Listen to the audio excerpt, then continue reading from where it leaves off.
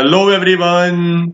हम आज के वीडियो में पढ़ने वाले हैं United Nations framework convention on climate Change के बारे में। Right, we are going to study about United Nations framework convention on climate Change. अब हम United Nations framework convention on climate Change के बारे में पढ़े, उससे पहले हम लोग को जानना इंपॉर्टेंट है कि अर्थ समिट क्या होती है। देखो, सबसे पहली बात जो 1992 के अंदर क्या हुआ था, 1992 के टाइम पे यूनाइटेड नेशंस की कॉन्फ्रेंस हुई थी।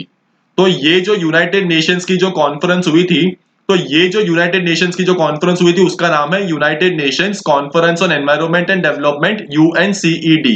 Right, so United Nations conference on environment and development वो कब हुई थी? 1992 के अंदर हुई थी। और ये कहां पे हुई थी? ये हुई थी रियो डी जेनेरियो, ब्राजील के अंदर हुई थी 1992 के टाइम पर। अब सिंस ये ब्राजील के अंदर रियो डी जेनेरियो में हुई थी, तो इसीलिए हम लोग इसको बोलते हैं रियो डी जेनेरियो अर्थ समिट, रियो समिट और रियो कॉन्फ्रेंस या फिर अर्थ समिट। राइट, तो ये जितने भी जो नेम्स है ना, रियो डी जेनेरियो अर्थ समिट हो गया, रियो समिट हो गया, अर्थ समिट हो गया, वो सब एक ही है। राइट, सो हम United Nations conference on environment and development को हम लोग अर्थ समिट भी बोलते हैं। और जब ये यूनाइटेड नेशंस की ये जो कॉन्फ्रेंस हुई थी, यूनाइटेड नेशंस की ये जो कॉन्फ्रेंस हुई थी, तो वहां पे 3 डॉक्यूमेंट्स डिक्लेयर किए गए थे। वहां पे 3 डॉक्यूमेंट्स की डिक्लेरेशन की गई थी। तो ये जो 3 डॉक्यूमेंट्स है वो कौन से डॉक्यूमेंट्स है? सबसे पहला डॉक्यूमेंट है Rio declaration on environment and development, agenda 21 and forest principles. So this 3 documents were adopted during earth summit of 1992। ठीक है, कौन से documents? Rio declaration on environment and development, agenda 21 and forest principles. Right, तो सबसे पहली बात 1992 में conference हुई थी यूनाइटेड नेशंस की, तो वहां पे 3 डॉक्यूमेंट्स रिलीज किए गए। कौन से 3 डॉक्यूमेंट्स? तो ये 3 डॉक्यूमेंट्स वहां पे रिलीज किए गए थे। और ये 3 डॉक्यूमेंट्स के साथ साथ 3 treaties are open to signature. Right, 3 treaties are open to signature. तो कौन सी treaties are open to signature? देखो, 3 ट्रीटीज के बारे में यहाँ पे बात की गई है। राइट, 3 लीगली बाइंडिंग अग्रीमेंट्स यहाँ पे सिग्नेचर के लिए ओपन की गई थी, जिसका नाम है सबसे पहला है Convention on Biological Diversity, Framework convention on climate Change, जिसके बारे में हम लोग आज पढ़ने वाले हैं, United Nations Convention to Combat Desertification. Right, तो 3 legally binding agreements were put to the signature, Convention on Biological Diversity, Framework convention on climate Change and United Nations Convention to Combat Desertification. ठीक है, तो हम लोग देखते हैं अभी तक हमने क्या क्या पढ़ा हमने। तो सबसे पहली बात तो 1992 के अंदर अर्थ समिट हुई थी, जिसको हम लोग बोलते हैं United Nations conference on environment and development earth summit या फिर रियो डी जेनेरियो अर्थ समिट। और ये जो अर्थ समिट थी, वहां पे दो बातें निकल के आई थी। तो सबसे पहली बात में क्या हुआ था कि सबसे पहला जो इंपॉर्टेंट पॉइंट है इसके बारे में समझना कि यहाँ पे 3 डॉक्यूमेंट्स को डिक्लेयर किया गया था।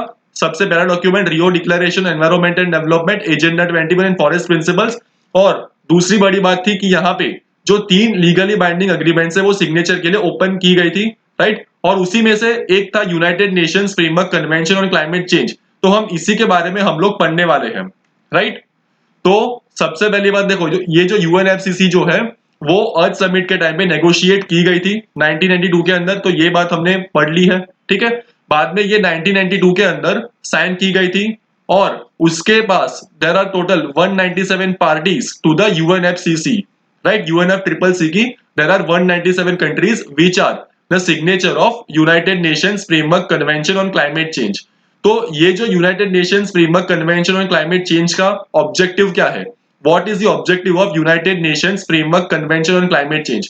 तो इसका ये काम होगा कि ये जो यूएनएफसीसी जो है वो जो ग्रीन हाउस गैस की जो कंसेंट्रेशन है उसको स्टेबिलाईज करेगा। राइट, और जो दूसरा जो रोल होगा यूएनएफसीसी का, दूसरा जो रोल होगा ऑफ यूएनएफ ट्रिपल सी का, वो होगा कि यूएनएफ ट्रिपल सी के अंदर there would be treaties which would be negotiated. Right, UNF triple C के अंदर there would be specific international treaties that would be negotiated. और ये स्पेसिफिक इंटरनेशनल ट्रीटीज जो है उसे हम प्रोटोकॉल्स भी बोलते हैं। और ये जो प्रोटोकॉल्स होगी वो ग्रीन हाउस गैस एमिशंस को लिमिट करने के लिए binding limits would be set up. ठीक है, वापस एक बार मैं रिपीट कर रहा हूं, अर्थ समिट हुई थी 1992 के अंदर, और 1992 अर्थ समिट के अंदर से ही निकला था United Nations framework convention on climate change. और United Nations framework convention on climate change का सिंपल लैंग्वेज में क्या रोल होगा कि वो जो एटमॉस्फेयर में ग्रीन हाउस गैस की जो कंसेंट्रेशन है उसे वो स्टेबिलाईज करेगी, right. United Nations framework convention on climate change या फिर यूएनएफ ट्रिपल सी का जो मेन रोल होगा वो होगा कि उसे ग्रीन हाउस गैस की जो एमिशंस है और उसकी जो कंसेंट्रेशन एटमॉस्फेयर में उसे कम करनी है या फिर उसे स्टेबिलाईज करनी है, right, so as to prevent the dangerous consequences. अब ये जो यूएनएफ ट्रिपल सी है वो ग्रीन हाउस गैस को कंसेंट्रेशन को स्टेबिलाईज कैसे करेगा, राइट। हमने तो पढ़ लिया कि जो United Nations framework convention on climate Change जो है उसका ऑब्जेक्टिव है कि जो ग्रीन हाउस गैस एमिशंस है उसे हमें स्टेबिलाईज करना है या फिर उसे कम करना है। तो ये कैसे होगा, तो ये क्या होगा, यूएनएफ ट्रिपल सी के अंदर ये जो ग्रीन हाउस गैस की कंसेंट्रेशन को लिमिट करने के लिए specific environmental specific international protocols would be negotiated. और ये जो प्रोटोकॉल्स जो होंगे ना वो ग्रीन हाउस गैस एमिशंस के ऊपर बाइंडिंग लिमिट्स लगाएगी, right. So I hope you understood what I am trying to say. तो देखो ये जो यूएनएफ ट्रिपल सी जो है ना वो जो ट्रीटी है ना वो नॉन बाइंडिंग है, राइट। ये जो यूएनएफ ट्रिपल सी जो है वो नॉन बाइंडिंग है, लेकिन जो यूएनएफ ट्रिपल सी के अंदर जितनी भी प्रोटोकॉल्स आएंगे ना, जैसे कि क्योटो प्रोटोकॉल हो गया, जो क्योटो प्रोटोकॉल है वो United Nations framework convention on climate Change के अंदर ही आया था। तो ये जो प्रोटोकॉल्स हो गए ना वो लीगली बाइंडिंग हो गए।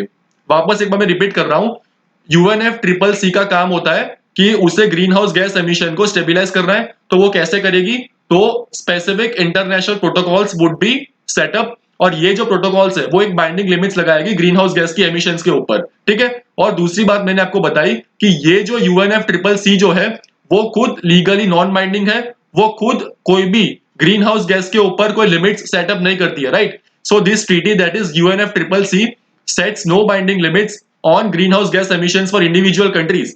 लेकिन जो यूएनएफ ट्रिपल सी के अंदर जितने भी प्रोटोकॉल्स आएंगे, जितने भी प्रोटोकॉल्स जो होते हैं, जितने भी जो ट्रीटीज आती है यूएनएफ ट्रिपल सी के अंदर, तो वो जो प्रोटोकॉल्स जो होते हैं वो लीगली बाइंडिंग होते हैं। For example Kyoto protocol, right, Kyoto protocol is a legally binding agreement, okay. तो अब ये जो क्योटो प्रोटोकॉल है वो कब आया था, वो क्योटो प्रोटोकॉल 1997 के टाइम पे आया था। अभी क्योटो प्रोटोकॉल को समझने से पहले हम लोग समझते हैं कि ये कॉन्फ्रेंस ऑफ पार्टीज क्या है। सीओपी का मतलब होता है कॉन्फ्रेंस ऑफ पार्टीज। तो देखो जो यूएनएफ ट्रिपल सी जो है, यूएनएफ ट्रिपल सी जो है उसकी जो डिसीजन मेकिंग बॉडी जो होती है, उसकी जो डिसीजन मेकिंग बॉडीज जो होती है उसे हम बोलते हैं Conference of Parties. Decision making जो बॉडी है उसे हम बोलते हैं COP, right, Conference of Parties. तो जो यूएनएफ ट्रिपल सी की सबसे पहली समिट हुई थी 1995 के टाइम पे, तो उसे हम बेसिकली बोलते हैं कॉप 1, राइट। तो यूएनएफ ट्रिपल सी के जितने भी मेंबर्स है they all are a part of Conference of Parties. तो सबसे पहली जो समिट हुई थी 1995 में, राइट, यूएनएफ ट्रिपल सी की सबसे पहली मीटिंग 1995 में हुई थी तो उसे बोलते हैं कॉप 1। बाद में 1996 में जो हुई थी समिट उसे बोलते हैं कॉप 2, राइट। तो यह किसकी समिट की बात कर रहा हूं, यूएनएफ ट्रिपल सी की जो कॉन्फ्रेंस हुई थी ना उसकी बात कर रहा हूं। यूएनएफ ट्रिपल सी की सबसे पहली कॉन्फ्रेंस 1995 में हुई थी जिसको बोलते हैं कॉप 1। बाद में 1996 में जो सेकंड कॉन्फ्रेंस हुई थी उसे बोलते हैं कॉन्फ्रेंस ऑफ पार्टीज 2, राइट। और 1997 में जो हुई थी, 1997 में जो यूएनएफ ट्रिपल सी की जो कॉन्फ्रेंस हुई थी उसे बोलते हैं कॉन्फ्रेंस ऑफ पार्टीज 3। तो ये जो 1997 में जो कॉन्फ्रेंस हुई थी ना, जो 1997 के अंदर United Nations framework convention on climate change या फिर यूएनएफ ट्रिपल सी की जो कॉन्फ्रेंस हुई थी, ठीक है, तो उसे हम बोलते हैं कॉन्फ्रेंस ऑफ पार्टीज 3। और यहाँ पे कॉन्फ्रेंस ऑफ पार्टीज 3 के टाइम पे ही क्योटो प्रोटोकॉल निकल के आया था, राइट। और ये जो कॉन्फ्रेंस ऑफ पार्टीज 3 जो है जो 1997 में जो हुई थी वो कहां पे हुई थी, क्योटो जापान के अंदर हुई थी। इसीलिए जो प्रोटोकॉल निकल के आया उसे हम लोग बोलते हैं क्योटो प्रोटोकॉल, ठीक है। और इंडिया ने क्योटो प्रोटोकॉल को 2002 के अंदर रेटिफाई किया था।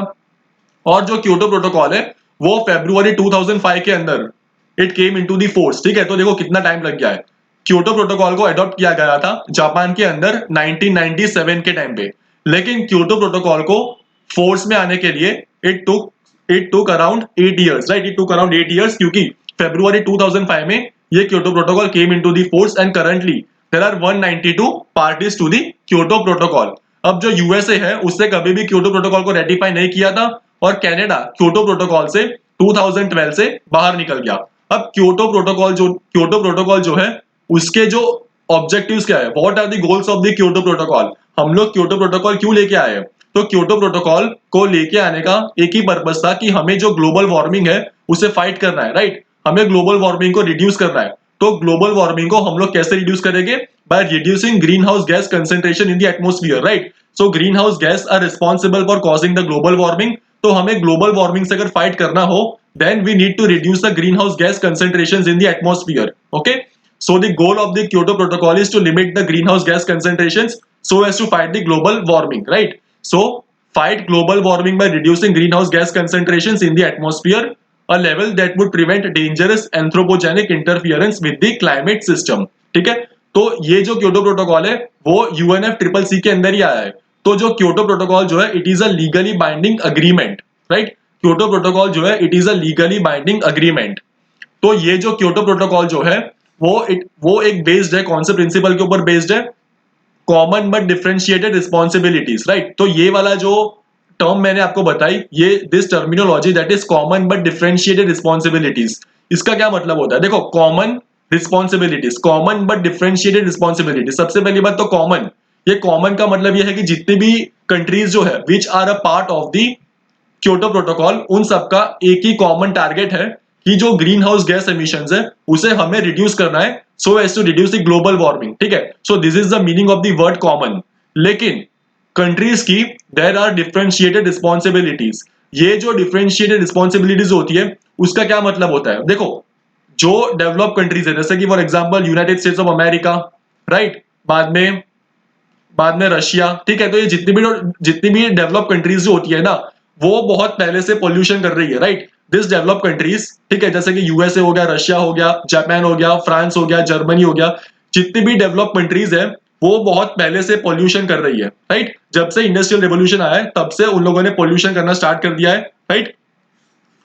और जो डेवलपिंग कंट्रीज है जैसे कि for example India, right, India is a developing country. और जो इंडिया जैसी जो कंट्रीज है वहां पे उसने 1950s के बाद पोल्यूशन करना स्टार्ट किया, right? In India pollution has risen from 1950s. लेकिन जो डेवलप कंट्रीज है वो पहले से पोल्यूशन कर रही है. तो यूएसए, रशिया जो है वो historically they are biggest polluter. This developed countries, I am talking about developed countries. Developed countries like USA, Russia, Japan, France, they are historically contributing to pollution. वो लोग बहुत पहले से पोल्यूशन कर रहे हैं. They are historically biggest polluters.